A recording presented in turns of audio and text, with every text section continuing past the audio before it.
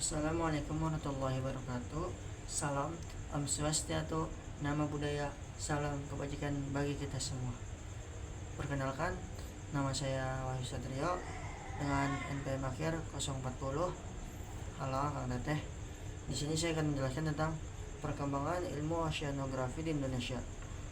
Ilmu oceanografi mempelajari laut dari aspek fisika, kimia, biologi, dan geologi. Di Indonesia, perkembangannya sangat pesat karena letak geografisnya yang strategis dan kaya sumber daya laut. Perkembangan ini ditandai dengan berdirinya Pusat Penelitian Oceanografi P2O yang kini berada di bawah BRIN. Melalui lembaga ini, Indonesia melakukan berbagai riset kelautan dengan bantuan teknologi modern seperti satelit, CTD, profiler, dan kapal riset Barunajaya. Penelitian penting seperti Indonesia Trout Flow atau ITF dalam proyek instan menunjukkan peran besar arus laut Indonesia dalam sistem iklim global. Selain itu, teknologi penginderaan jauh juga dimanfaatkan oleh BRIN, BMKG, dan KKP untuk memantau suhu laut dan menentukan zona potensial penangkapan ikan atau ZPPI. Kegiatan seperti Ekspedisi Widya Nusantara turut berperan dalam eksplorasi dan konservasi laut secara keseluruhan. Ilmu oceanografi di Indonesia berkembang pesat dan menjadi dasar penting bagi pengelolaan sumber daya laut yang berkelanjutan.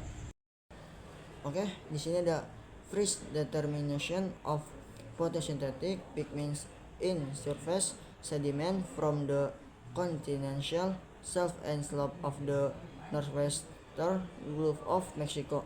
Penelitian ini memberikan dasar ilmiah penting tentang dinamika pigmen fotoaktif di sedimen permukaan Teluk Meksiko barat laut, memperlihatkan interaksi kompleks antara faktor alam, kedalaman, oksigen, aluminium, dan polutan antropogenik in nikel. Penelitiannya memiliki nilai penting dalam kerangka pemantauan kualitas ekosistem dan potensi pemanfaatan pigmen laut dalam industri bioteknologi, kesadaran terhadap aspek lingkungan dalam eksplorasi sumber daya laut seperti hidrokarbon dan sedimentasi sungai, semakin relevan dalam perencanaan konservasi dan kebijakan kelautan berkelanjutan. Abundance and diversity in the most important oil and gas exploration hub in Brazil. Penelitian ini memperlihatkan bahwa mikroplastik telah mencemari perairan permukaan cekungan Santos dengan tingkat yang signifikan tanpa variasi mencolok di antara lokasi atau musim. Karakteristik dominan fragmen kecil berwarna biru atau transparan menunjukkan asal dari degradasi plastik besar serta meningkatkan kerentanan organisme laut melalui insersi dalam rantai trofik. Studi ini menjadi dasar penting bagi perumusan strategi mitigasi polusi mikroplastik, terutama di wilayah yang intensif aktivitas lautan seperti eksplorasi minyak dan gas. Baik, selanjutnya ada Population Growth Assessment of Common Waterfish, Rhinobatos and Vulnerability to Fishing along the Shiran Coast in the Eastern Mediterranean Sea.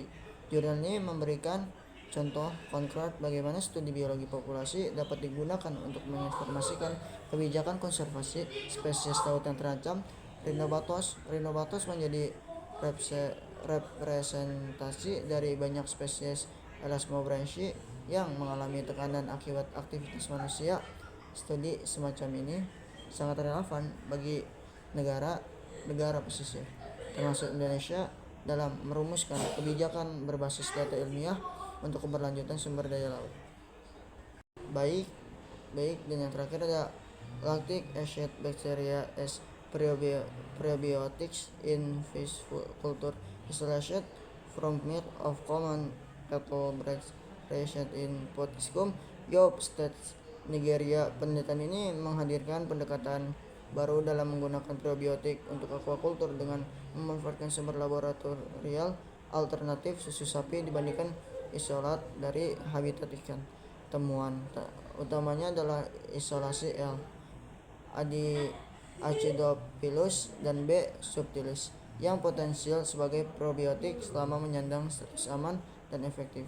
Studi ini relevan bagi pengembangan strategi budidaya ikan berkelanjutan di lingkungan tropis, terutama di wilayah seperti Nigeria, serta mempertegas pentingnya screening probiotik dari berbagai sumber biologis.